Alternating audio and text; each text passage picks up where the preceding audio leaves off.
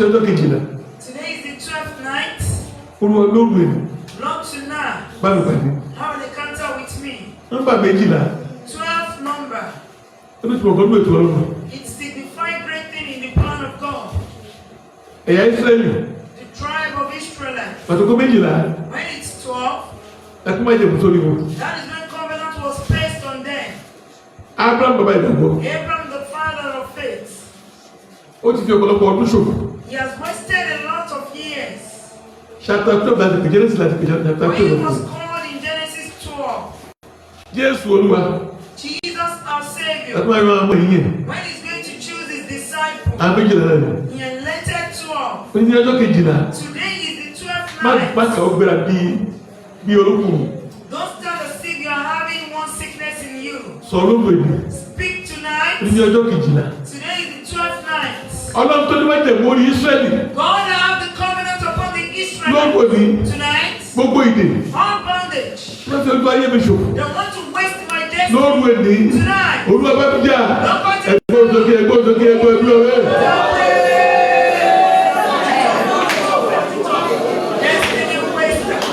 Báwo ló sọ?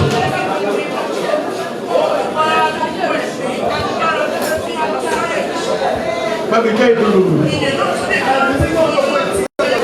Bámi jẹ́. Bámi jẹ́ ìdúró. Bámi jẹ́. Jésù Olúwa wa. Fún èyí tí ẹ kò mọ̀. For you that is unknown to you. Àwọn àdúrà ọgọ́rùn-ún ọjọ́ àti àwọn olùṣòwò. We are in fasting days of 100 days and night vigil, 100 days. Táwọn gbàdúrà ọdọọdún. We pray it yearly. Ti ọdún yìí. This year. Lápè ní. We turn to it. Jíjà àgádágodo. Breaking all padlocks. Òkùnkùn àti èkó ẹ̀yìn. Of the darkness and unknown battle. Àti ìgbàgbọ́. We have been praying. Òní ọjọ́ kejìlá. Today is the 12th night. Ẹ gbàdúrà. Pray. Olúwa ló ń wèrè. Not tonight. Gbogbo ṣẹ́kẹ́ṣẹkẹ̀ ayé. Every shame of the wicked one. Gbogbo ìdí ayé. Every unknown boundary. Gbogbo àgádágodo ẹ̀yìn. Every unknown padlock. Kó lè ní àti wọ̀sán ìgbésójú kan ṣòro. That time and destiny Lóògùn òní. position tonight. Olúwa já ìpọ̀lọ́pọ̀ iná. Ẹgbẹ́ òsókè ẹgbẹ́ ẹgbẹ́.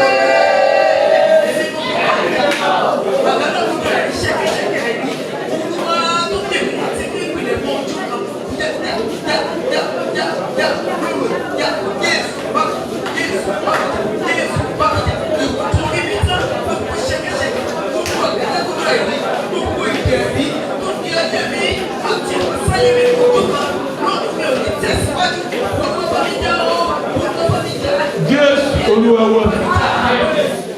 Kí a tó tẹ̀síwájú. Mo ti jókòó. When I sit, Receive ẹgbẹ́ yẹn. I receive this prayer point. Ẹ jọ. Please, Èyí tó gbọ́ mi ní online. you that you're hearing me online, Àdúrà yìí. this prayer, Ẹ gbà dáadáa ẹ̀jọ̀. pray it with the whole of your Pẹ̀lú strength, ìgbàgbọ́ yìí. with living faith. Mo yẹ sí ìwé ni ẹ. This is how I receive Ẹ it. kígbe. Shout, Àgádágodo. padlock Ìráníyè. of reprobation Àti ìjìyà. and suffering Sáwọn ọ̀dájú òṣèlú. that the wicked government, Ọ̀dájú òṣèlú. the government, the wicked ones, Wicked politicians. politicians, thank you, sir, Tọ́bi ní orílẹ̀-èdè. they use in bounding this country. Olúọjà lónìí. Look at it up. Àwọn àpapọ̀ ọ̀dájú òṣèlú. Combination of politicians Àwọn òṣèlú tó ti bá ìmùlẹ̀múlẹ̀. that they are bound with darkness Tó fọwọ́sowọ́pọ̀. and they come together. Ìtọ́bi ní orílẹ̀-èdè yìí. The bondage they used to captivate this country. Àgádágodo. Padlock. Tó di ará ìlú. They use it to Tí captivate ìráníyè. everyone. Lónìí, Olúwa jẹ́ ìpọ̀lọ́pọ̀ iná. Àdúrà lórúkọ Jésù rẹ̀. Ẹgbẹ́ àdúrà yẹn yọ. Ẹgbẹ́ ẹ̀jọ̀. Olúwa jẹ́. Olúwa kò ṣètò ayé. Olúwa jẹ́. Olúwa jẹ́. Olúwa jẹ́. Olúwa jẹ́. Olúwa jẹ́. Olúwa jẹ́. Ẹgbẹ́ àdúrà yẹn. Ẹgbẹ́ àdúrà yẹn. Olúwa jẹ́.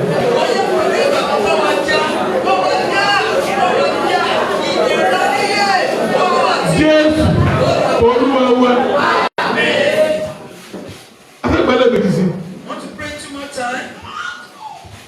ọ̀rọ̀ Nàìjíríà. The case of Nigeria. Ọlọ́run bá dá sí. If it is not from God, Ibo nìkan ọ̀rọ̀ o. Vote is not enough.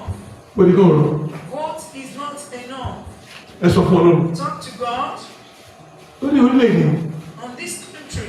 Àgádágodo àwọn ìmọ̀lẹ̀ òṣèlú. Padlock of the evil politician. Àwọn ìtọ́jú orílẹ̀-èdè yìí. That they use in bounding this country. Àti àwọn ìjọsìn ìrànlẹ́. And of the people into reprobated mind. Ọlọ́run alààyè o. God the living. Lọ́run òní. Tonight. Orúkọ Jésù lọ jẹ́ ẹ̀dá. Ẹgbẹ́ òsókè ẹgbẹ́ rẹ̀.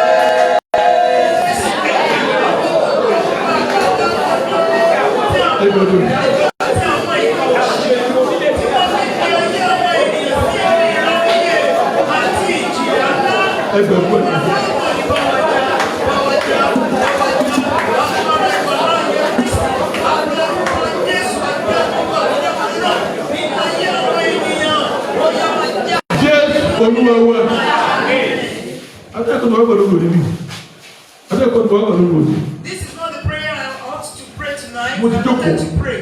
But when I sat down, I received it that we should pray this prayer together.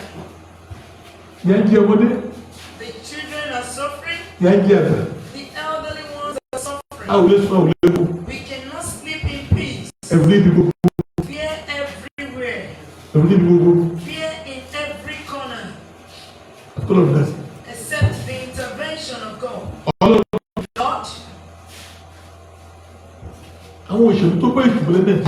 Politicians that have gone into covenant with darkness.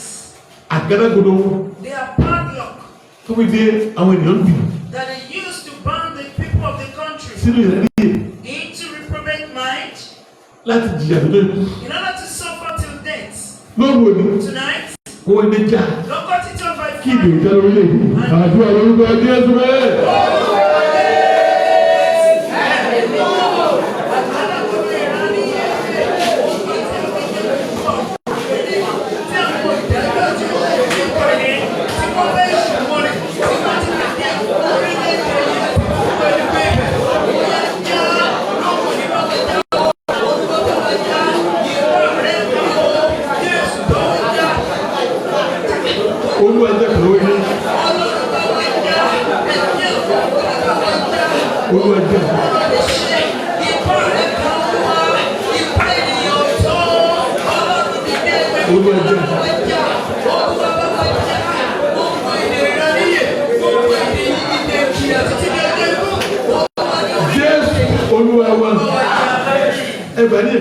Pray it one more time.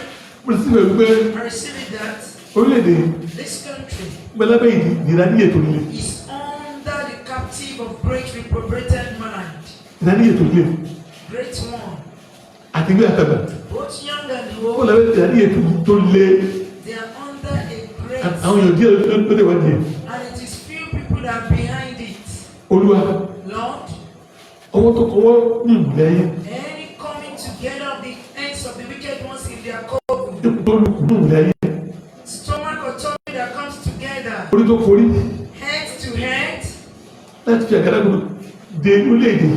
The one who use padlock to bind everyone into reprobated mind. That they want to supersede on this country. Fire of the Lord.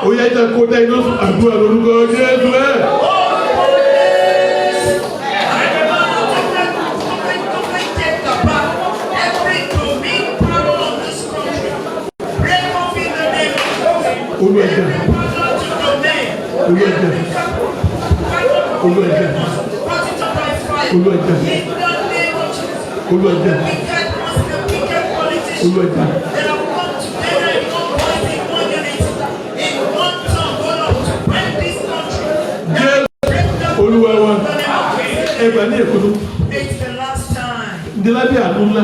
Lord, arise in great mercy in that slavery that this country is. Lord, arise and descend to deliver us. Let it please you, God. Use your party supremacy that you're God. Those that are behind it, they are men. Wọ́n kì í ṣe ẹlẹ́dàá. They are not the creator. Wọ́n nìkan ní Ọlọ́run. You are the only God. Pẹ̀lú owó iná. With mighties of Lọ́wọ́ fire. èdè kọjá. Pass through this country. Àgádẹ́kùn náà wọ́n ìka ènìyàn. Padlock of the wicked. Olúwa fi iná já ẹgbẹ́ òṣèlú ẹgbẹ̀rún ẹgbẹ̀rún.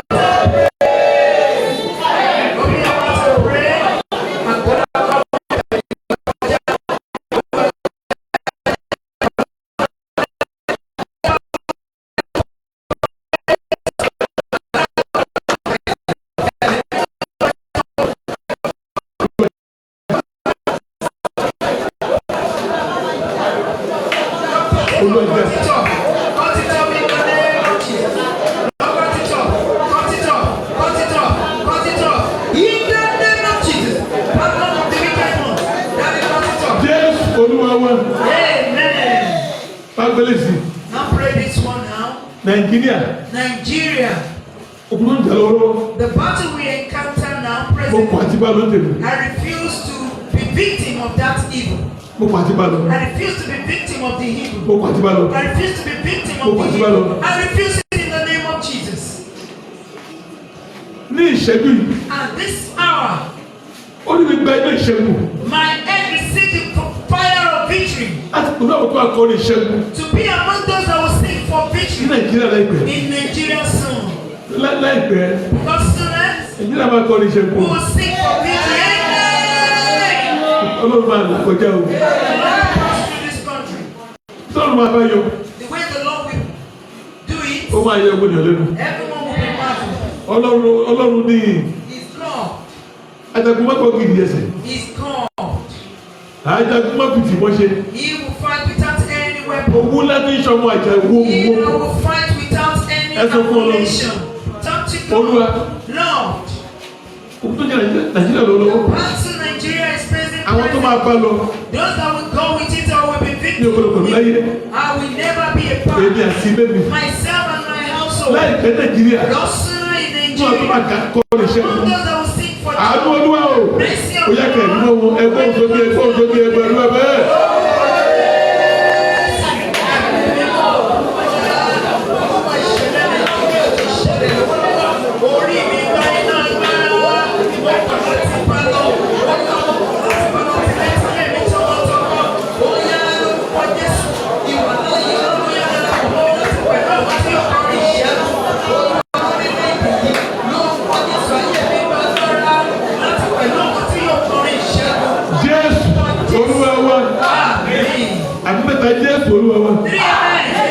Amen in Jesus' name.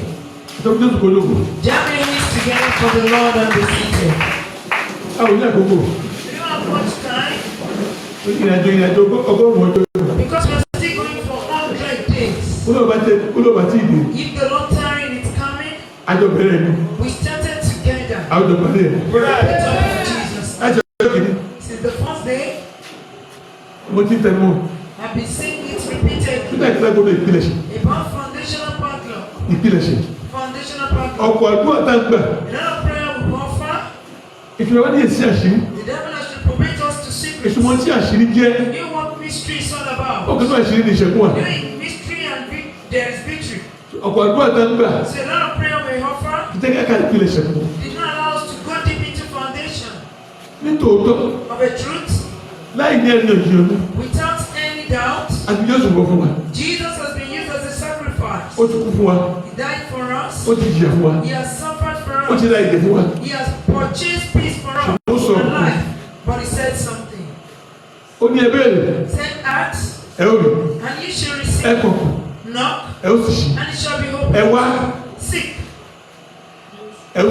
and you shall find. The name of our Lord Jesus. There are some mystery you can use the name of God to unlock. If you don't care to look, it is left to you. I started from the case of Adam. We have prayed about it. He was cast for the ground, and he was sent out of the garden. He was created to domain. He was created with blessing. He was sent out with poverty and curse. He was created with life. He was sent out with death. He was created with freedom. He was sent out in captivity. Among the cause of the ground and the cause on Eden. That was where he started giving birth to children. Started giving birth to children. I told us, as we read it, in the book of Genesis chapter 5, Adam gave birth to his resemblance. The likeness of God. And what is the likeness of a cursed person? Of nakedness. He has lost the position of kingship and become a slave. One that has been caused by the ground with a lot of suffering and punishment. That is the prayer we are still there. We are still there. Today, once you go and check, the lie down thinking on today's program, and the Lord open my understanding. So the journey of the first fruit of Adam in life, that is Cain and Abel, speedily. In that Genesis chapter 4, from verse 1, yes.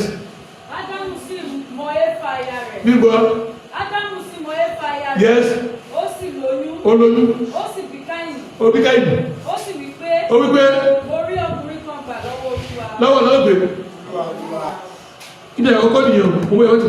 That's the first thing.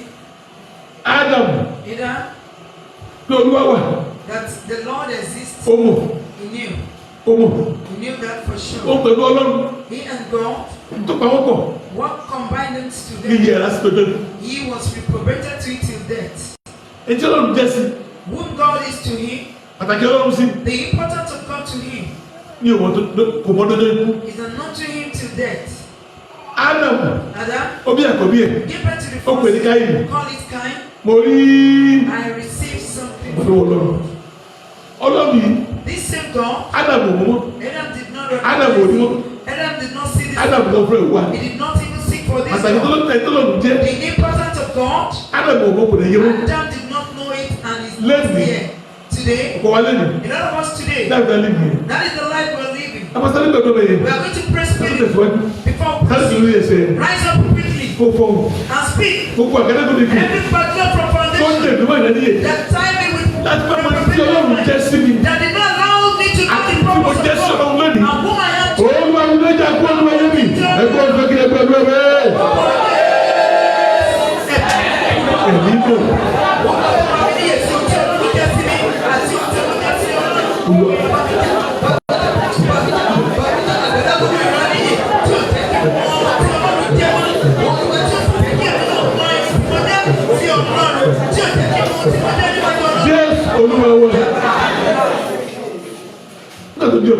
When he gave birth to that son, he remembered that it was God that gave him this son. But in death, he did not seek this God. The purpose of God for his life, he did not understand till death. He knew there was God, but he did not see God. Every foundation, from foundation. A lot of people in the church today, we don't know God and we did not see him. We're just calling God like Adam. Lord! Bondage of reprobated mind that did not allow me to know the purpose of God for my life and the importance of the cross and who God was. That padlock of reprobated mind for me to know my rights tonight.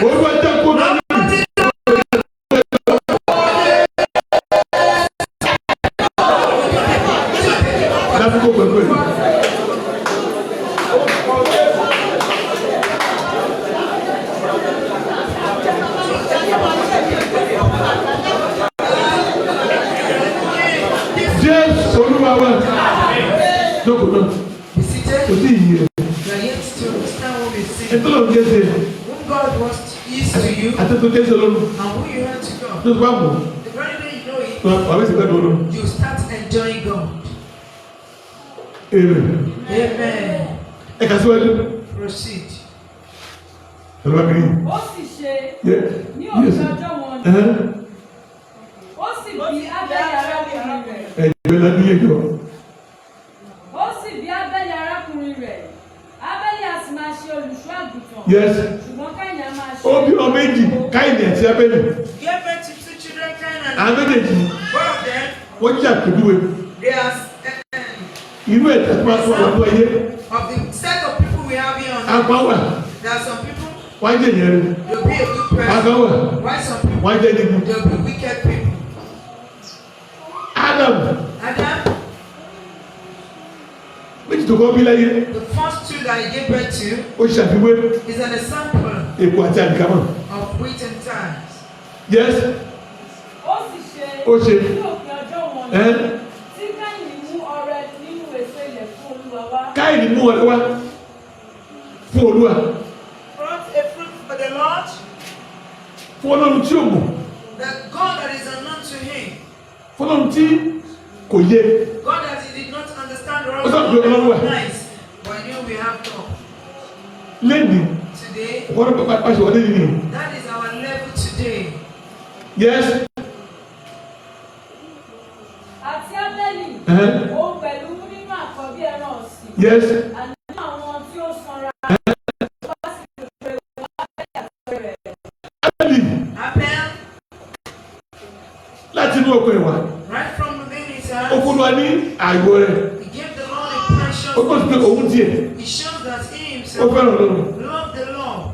Ó pọ̀ sí pé He shows that ó yàtọ̀ sí Káínì. he's different from Cain. Yes. Ṣùgbọ́n Káínì àti ọ̀rẹ́ rẹ̀ ní kò náání. Yes. Káínì sì bínú gidigidi. Ó ṣe kí ni? Cain Ó bínú gidigidi. Yes. Ojú furious. rẹ̀ sì rẹ̀wẹ̀sì. Olúwa sì bí Káínì pé. Yes. Èéṣe tí ń fi bí ọ. Eh? Èé ti ṣe tí o. Children everywhere. Yes.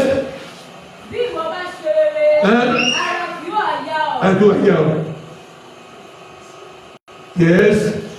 Bí ìwọ kò bá sì ṣe rere, ẹ̀ṣẹ̀ bá ní ẹnu ọ̀nà lọ́dọ̀ rẹ. Yes. Rẹ̀ yóò sì máa fà. Ẹni so.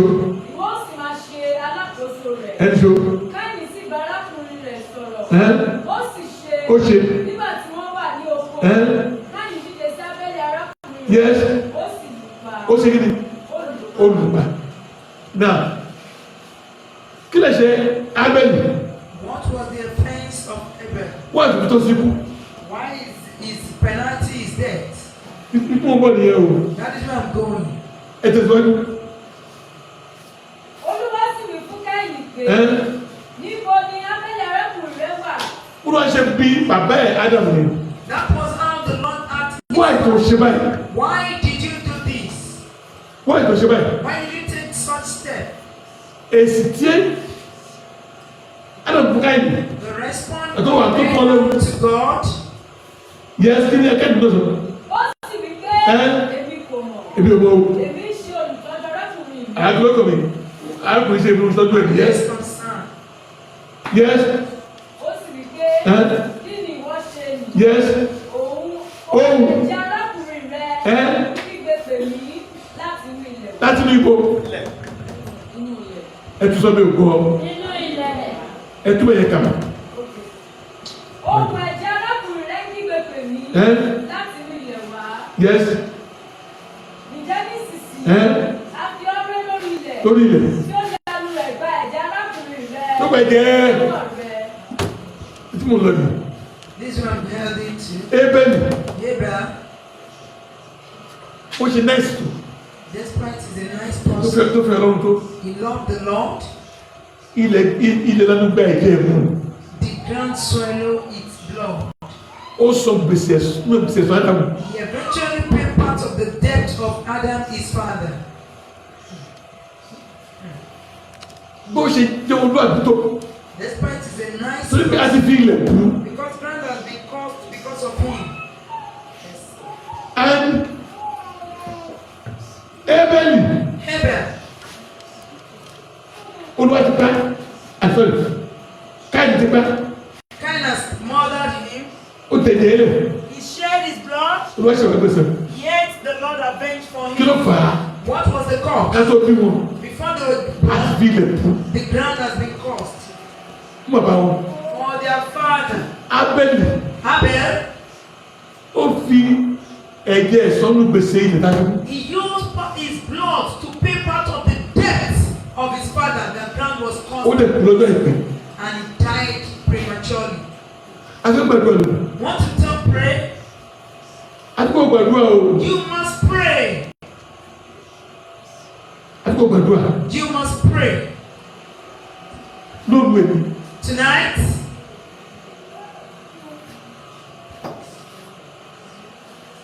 Ohun tí mi ò mọ̀. The debts that I did not know. Tí mi ò lè san. That even I cannot pay. Tí ilẹ̀ bí mi. The ground is requesting of it from me. Lóògùn òní. Tonight. Ìdúgbò ọjà àgbélébú o. The servant. Ọjà àti kò sọ́rọ́ níbi. Ẹ̀fọ́ ọ̀gbẹ́ ní ẹ̀fọ́ ọ̀gbẹ́ rẹ̀.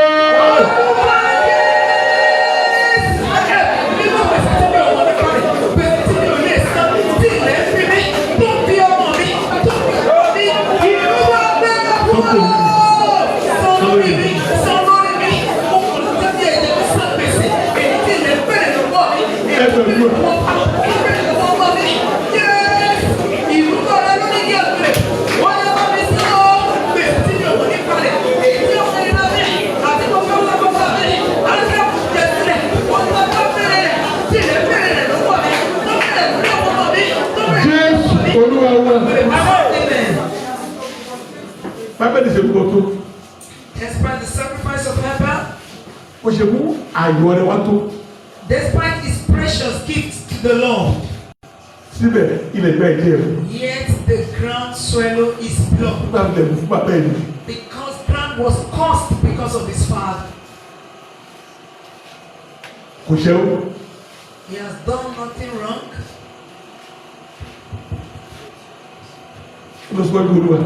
Went before the presence of God. He gave the Lord a precious gift. And he was not told the ground had been caused because of his father. But that ground eventually swallowed his blood. After his death, now his blood is crying for vengeance. I refuse it in the name of Jesus. I refuse it in sacrifice of the cross upon me.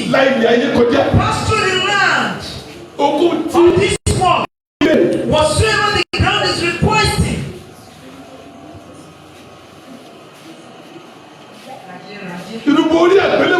Sacrifice of the cross. What day? What hour? That the Lord has been crucified. Blood flow to the ground. Blood of the Lord. Speak up. Whatsoever the ground is on me.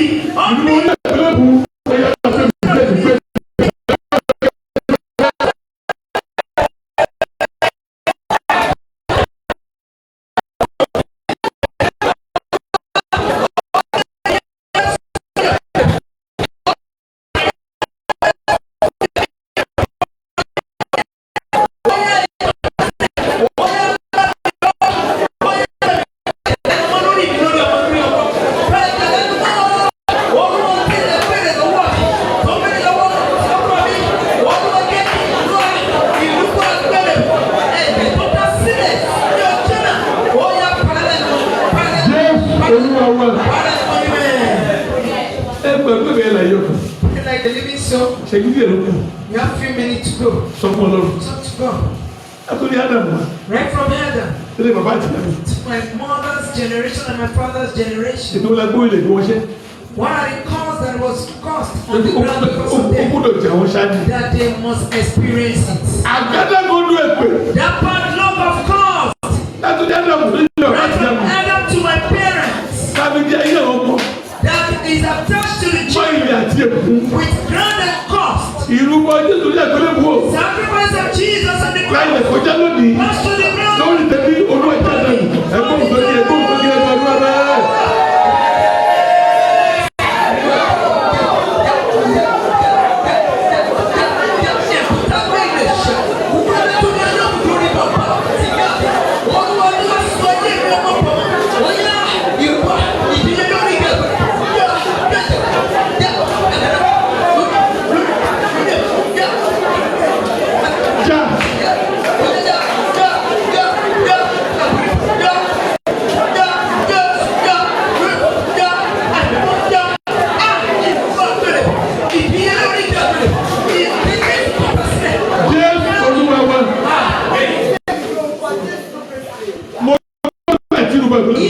name of Jesus, I stand on the hours of the cross. Except,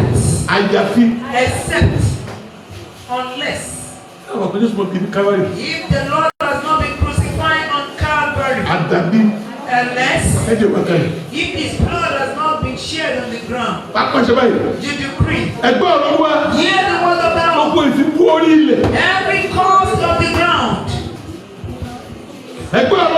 hear the word of the Lord. Every cause on the ground today, right from my generation, the sacrifice.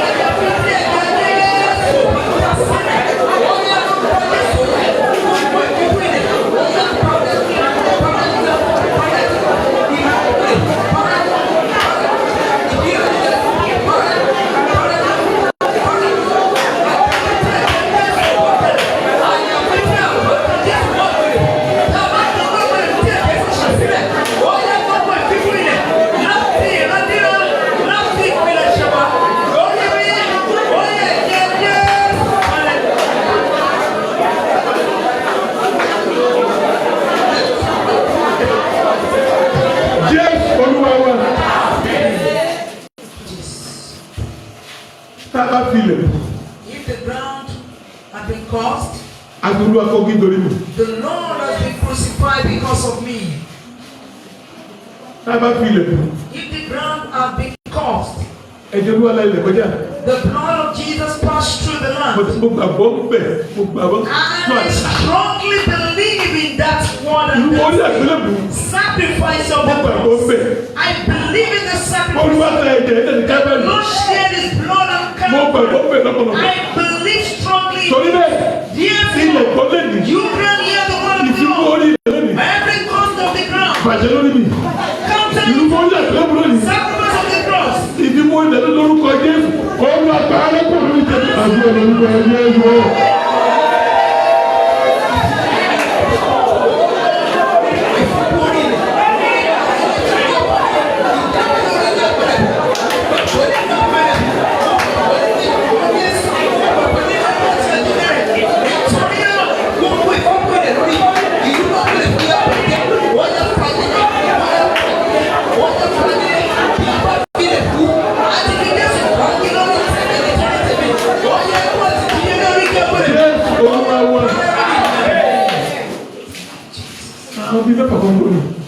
Since people are here listening to my voice, pray the prayer with your zeal. Pray very well with your strength. The Bible says, the blood of your brother cry unto me for vengeance right from the ground. Generational cause of my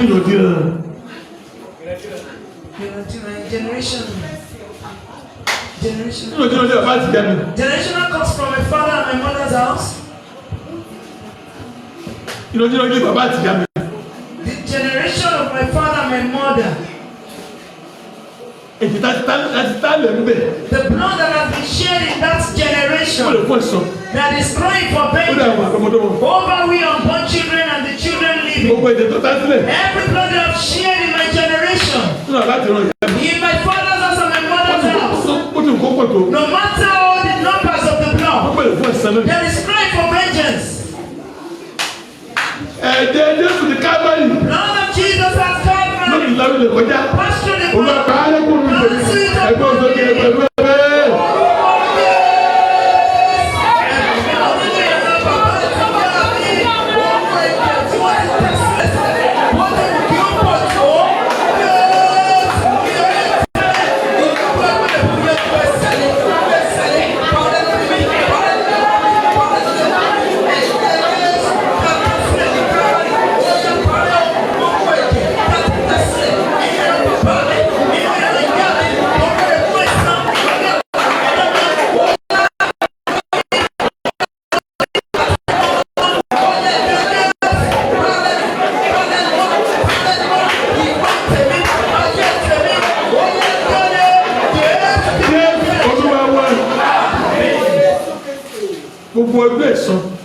Every day of vengeance.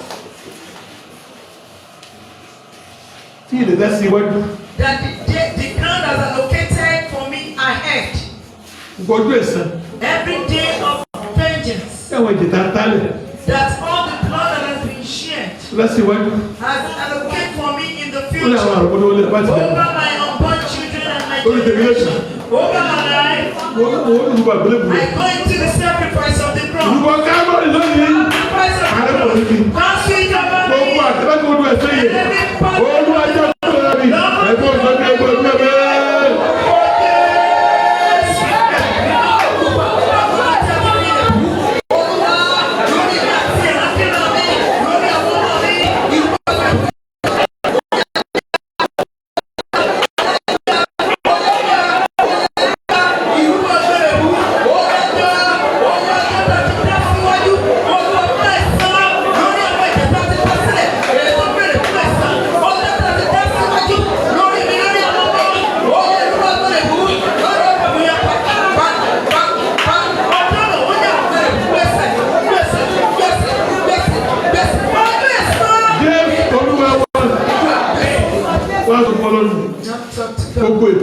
every cause, every padlock of spell that has been caused on the ground over my generation or over the country that I reside, or the ground that I live, on ground, I refuse to suffer. Lord has come on the ground, redeem life for me, redeem life for me, redeem glory for me. Every vengeance for suffering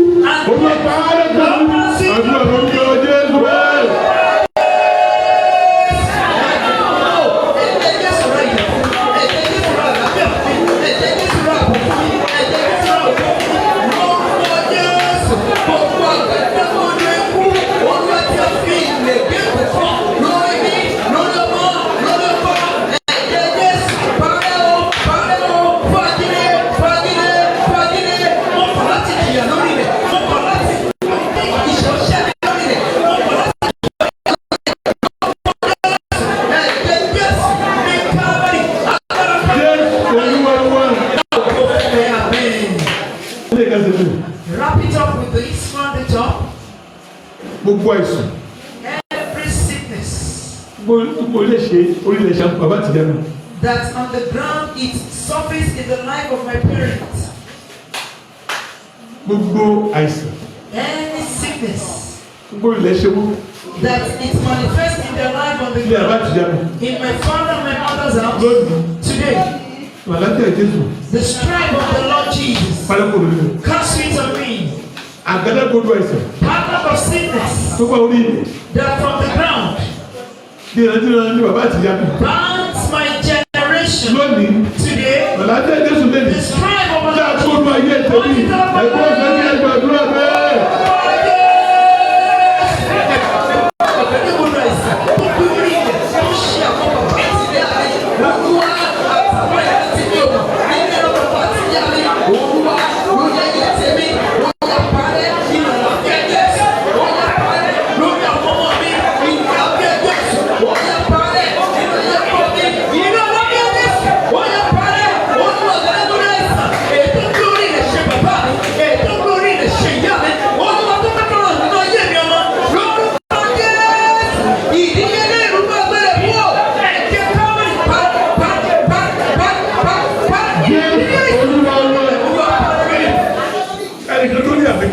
That can say a laudable amen.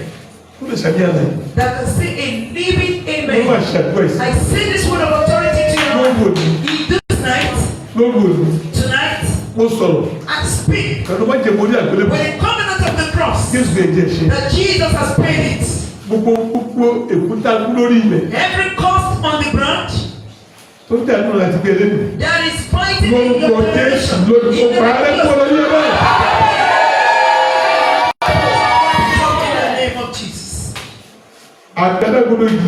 Padlock of unknown suffering, punishment, that has bound it from the ground. Through the error of our generation. If you can say Jesus, every debt of vengeance that it is compulsory in your 9 days, they must pay it. If you can say amen, right from Calvary.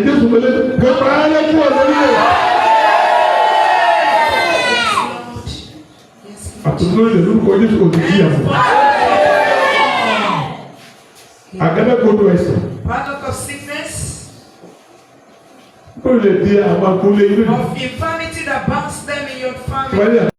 You can say amen. Suffering of the cross, agony of the cross. Amen. In Jesus' name, sound and wake up safely. Amen. This is let proceed with us. Let me great testimony. So shall it be. In Jesus' name, amen. Amen. In Jesus' name. I greet all of you that you're watching us online. Please share it. Please like it. And comment. And we still proceed under the grace of the Lord. Nights like this, please join us by 1. So we will not stay long for 100 days. And we're fasting. And that fasting is not strategic. We pray by 2. And we send our prayer points, prayer tips to our WhatsApp daily. Please join us before we write it up. Thank you. God bless you. Thanks for joining.